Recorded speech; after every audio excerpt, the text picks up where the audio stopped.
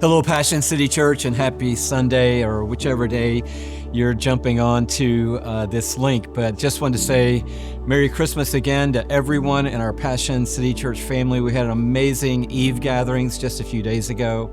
I hope you're having a fantastic weekend with family, friends, wherever you are, enjoying this season, enjoying the people around you. And I hope you're not too stressed. You made it. You made it at least through Christmas Day. I'm sure there's still a gift-giving moment coming and a family gathering or a meal to go.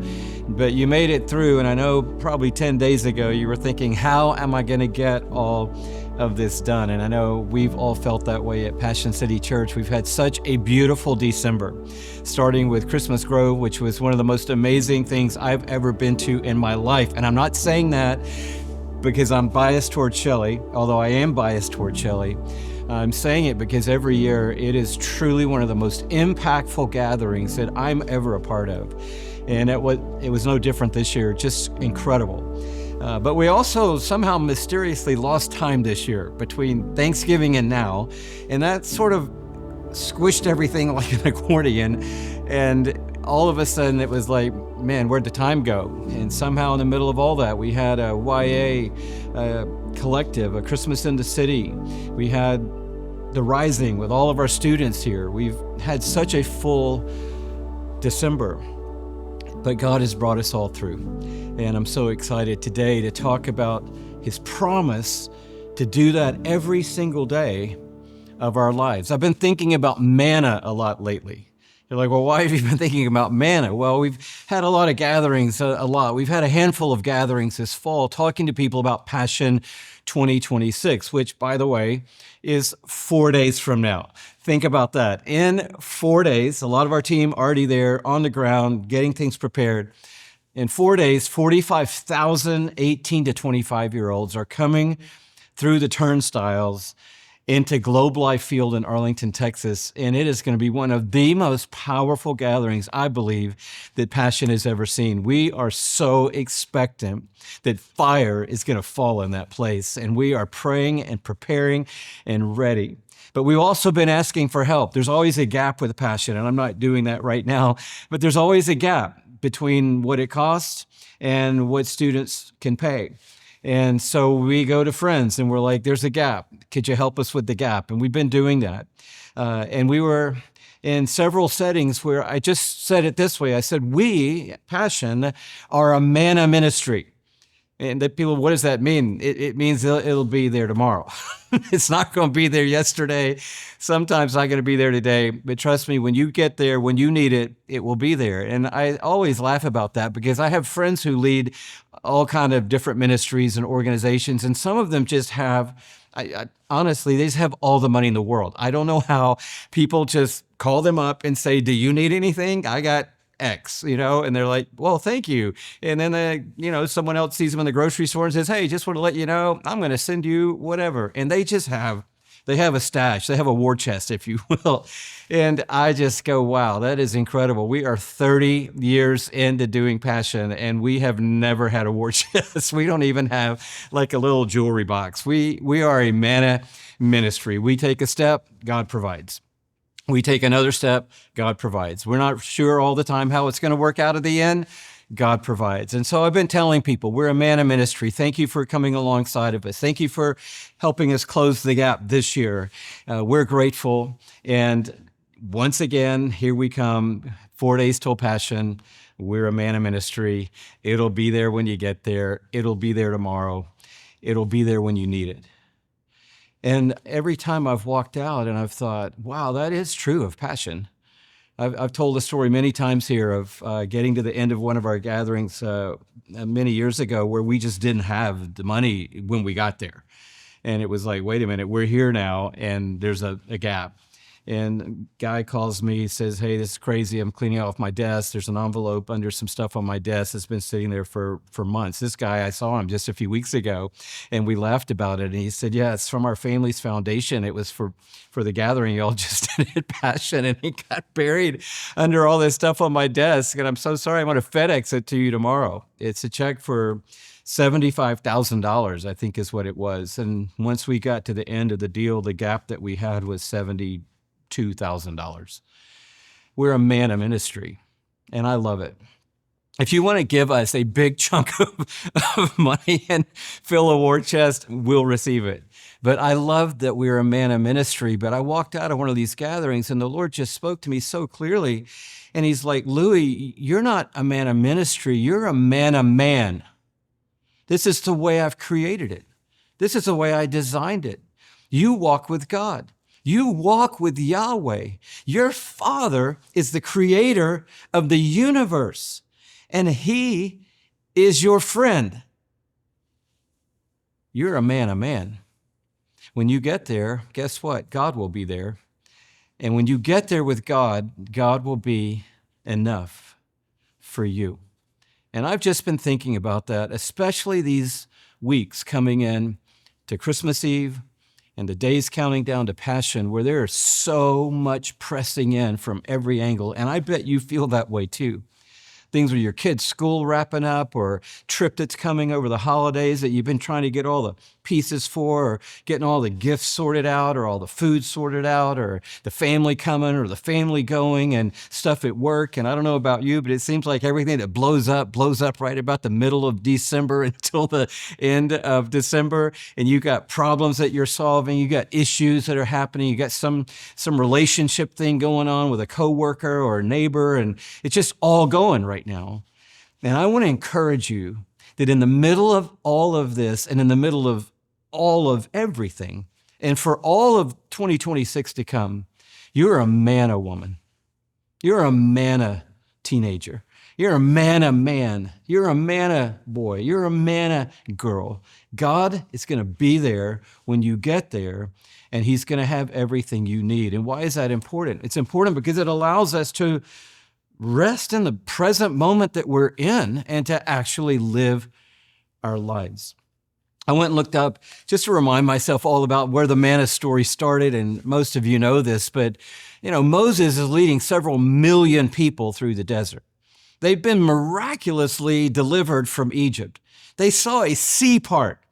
God breathed, and the floor of the sea dried up like a pavement. And they walked through, millions of them and their animals, on dry ground. They got to the other side. Pharaoh had changed his mind. The chariots were breathing down on them to bring their death, and the waters came back over, and they were saved. They worshiped God right there in that moment on the other side of the sea. They gave praise to God. They'd seen miracles, but now they're out in the middle of the desert. The enemy's in their minds. They're grumbling and complaining to each other. And now they're saying, wow, what God is this who parted the sea? Did he bring us out here in the middle of this desert so we could starve to death out here? Wow, if we were back in Egypt, at least we would have our pots of stew. They were remembering the smell of being around the fire. At least we would have something to eat. But here we are out here in the desert with nothing. And they're complaining to Moses and complaining to Aaron. And Moses finally tells them, hey, you're not really complaining to me. You're complaining to God, the God who sent you on your way to the promised land. And I wonder if that's me today. If I'm out here, I've seen miracles. Have you seen miracles? And I know I'm on my way to the promised land. And I know God is with me. You know why? Because it's fire by night and cloud by day. He is with me every step of the way. And if it's nighttime, he lets me know. See the fire? I'm with you. If it's daytime, he says, see the cloud? I'm with you. And he is with me. He lives in me, and he lives in anyone who's put their faith in Jesus Christ. So we've seen miracles. God is with us, and he's leading us to the promised land. But how easy is it for us to lose sight of him and say, wow, man, when we were so-and-so, it was way better than here. Or if we could just get to so-and-so, that's going to be way better than here. Or to project some worry into our story, which jettisons us from the present moment we're actually living in into all these possible moments that don't even exist yet. And Jesus is saying to us, he's like, hey, don't worry about that. Don't worry about tomorrow. Don't worry about what's coming around the corner. I'm going to be there when you get around the corner. Today it's got its own issues, and today I'm here, and there's manna on the ground today. The story unfolds. I just want to read it, a few verses of it for us, because God says to the people when they're complaining about what are they going to eat, he says, well, here's what we're going to do. I'm going to give you meat, and I'm going to give you bread. This is from Exodus 16, and I'm reading from verse 13. It says, that evening quail came and covered the camp, and in the morning there was a layer of dew around the camp. When the dew was gone, thin flakes like frost on the ground appeared on the desert floor. They said to each other when they saw it, what is it? For the Israelites did not know what it was. And Moses said to them, it is the bread the Lord has given you to eat. This is what the Lord has commanded. Each of you gather as much as you need. But then Moses went on and he told them, but don't keep it overnight. There'll be more tomorrow. Well, what did they do? Some of them kept it overnight. And what happened when they kept it overnight? Well, it got maggots in it, according to Exodus 16, and it stunk. And so they're like, oh, okay, don't keep it overnight. And then he said, and when it gets to the sixth day, collect twice as much, because on the Sabbath day, the day of rest, there won't be any manna on the ground that day. So on the sixth day, they gathered up twice as much as normal. But guess what they did on the seventh day? Some of them went out on the seventh day to look for the manna, but there wasn't any on the ground. They just weren't getting it. Trust God. Believe God. Just do what God says. Just follow God. Obey God. Put your confidence in God. Follow through with God, and there will be manna in the morning. At one of the gatherings we had recently, we invited several hundred people to Globe Life Field. We had a big dinner out in left field, and we cast vision. We talked about the gap a little bit, and then we just prayed. We prayed for everybody that was going to be sitting in the stadium. And as we're flying there that day for the dinner, I thought to myself, oh my goodness, I wanted to use the illustration tonight of arrows, that what Passion is about is not getting people into stadiums, it's about launching people out of stadiums. It's not about 45,000 people getting into some space, it's about 45,000 people being launched out of a space for the glory of God. And all week long, I'd been thinking, I want to get a really cool arrow. And I didn't know exactly where to go to get a cool arrow, and I hadn't thought about it for a day or two. And now we're on the plane, and I'm like, I forgot about the arrow. And I'm thinking, well, some of my team's already there. I could ask them to go out somewhere in the Dallas-Fort Worth area. Surely there's a cool arrow somewhere. But they were working so hard getting ready for these several hundred people. And I was like, I'm not going to ask them to do that in the middle of all this. Wow, I hate that I forgot that. We land, we go to the hotel. We'll be there for a couple hours before we go to this dinner. We get there, and Anna, who works with me, she said, oh, and by the way, Tom, who's on our board at Passion, is here already, and he's already checked in, and he left something for you in your room. And you kind of already know where I'm going with this, don't you? She said, it's a very interesting gift. I was like, okay. So we check in, go around to our room. We open the door into our room, and on the credenza in our room is this guy. Just sitting on the credenza, little stand. She said, interesting, isn't it? I said, real interesting. Because I almost texted you about 2 hours ago and asked if you could go somewhere in Dallas-Fort Worth and get an arrow for tonight, but it needed to be really cool. Do you know how cool this arrow is? Tom, who's a dear friend of mine and has been for decades, was in Montana with a friend just a few days before, was in an art gallery and saw this arrow and said, I want to get this for Louie. This is what Passion is all about. And this arrow came from the Flathead Valley in Montana. It's made out of aspen wood, and it has a bison bone arrowhead. And it has feathers from local birds in the Flathead Valley. And he sees it in this art gallery. He buys it.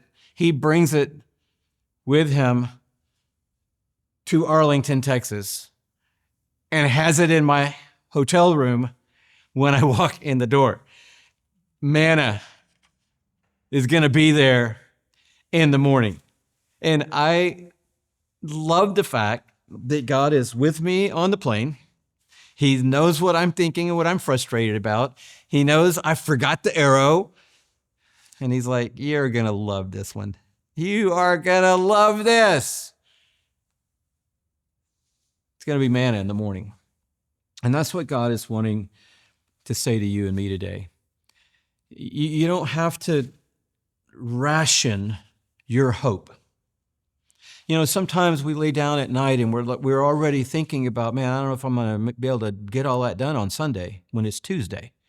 I don't know if I'm going to be able to figure all that stuff out when we get home for the holidays, but you're not even home for the holidays yet. I'm trying to figure out if I'm going to have enough brain power, enough emotional energy, enough faith for over here when there's not even an over here yet. And God is saying, let's just come back to this moment. Let's remember that we've seen miracles. Let's remember that Yahweh is with us. And let's remember that he's leading us to the promised land. And there will be manna in the morning. I just, in this season, I'm telling you, there's a lot going on. And when I've been going to bed at night, I've been thinking about this jar. And maybe it was full of manna all day. And I enjoyed it. The manna was great, by the way. It tasted sweet. Said it had coriander seed in it. I don't know about that, if I'm a big fan of coriander seed, but it had honey flavor to it. It was like wafer texture. And interestingly, by the way, of course, they got tired of the manna and started complaining about the manna because they're like, we got manna again today. We got manna again today. We got manna again today. Can we get something else besides manna? And in that text, that's over in Numbers. It's interesting that I hadn't noticed this before. It said that when the dew came and settled in the evening, that's when the manna came. So it didn't actually come in the morning. It was there in the morning. It came in the night while the people were asleep is when the manna arrived. So I've been laying down and I've been thinking about that. It'll be there in the morning, but it's coming in the night. It'll be there in the morning, but it's coming while I'm sleeping. And I'm telling you, that will help you sleep a little bit better. And I've been thinking about my jar, my Omar, if you will, and I've been wanting to just think, I don't need to wash my jar out. I'm not going to try to put a lid on this thing and go, I got a little bit left and hopefully that'll hold me tomorrow. No, I'm going to wash my jar out in faith. And I'm going to turn it over. And I'm going to go to sleep. Because I believe there's going to be manna in the morning. His name is Jesus. He'll be working while you sleep. And he'll be enough for you when you wake. Lord, thank you for the promise that even in desert seasons, in wilderness seasons, in times where things are really tough, you still promise that you will be there with us. You are the manna in the morning. I want to thank you for having patience with me and all the times that I complain and grumble about so many things. And I want to ask you today to keep making me a manna man who brings you praise by being confident. Lord, thank you for the ways you've come through for us this year. There's been so many times that you have come through when no one else could come through. Thank you for all of the miles that we've traveled with you this year, all the lives that have been changed, all the miracles that we have seen, all the incredible things that you have allowed us to be a part of with you. I pray that that would instruct us today and prepare us for a new year ahead with confidence in you. And that's my hope and prayer in Jesus' name. Amen. Thank you so much for being a part of church today. Blessings to you and your family wherever you are today. I don't know, maybe you want to get one of these and put it on the nightstand and just remember the promise. Please pray for us. If you're not on your way to Arlington and you're going to be here in Atlanta, please pray hourly, minute by minute if you can, especially January 1st, 2nd, and 3rd. But pray for our team that's there now and for all the setup that's happening. Pray for all the students that are coming to Passion 2026. And know that we're going to be having church the next Sunday, right after Passion, the very next day, January 4th. We will be at church here in Atlanta, Passion City Church, and Ben Stewart is going to be in Atlanta preaching at Passion City Church on January 4th, kicking off a brand new year of miracles. I can't wait to see you there.